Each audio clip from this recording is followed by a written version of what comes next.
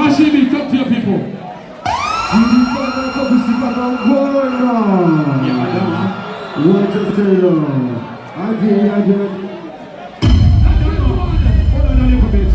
This is who Mom's here.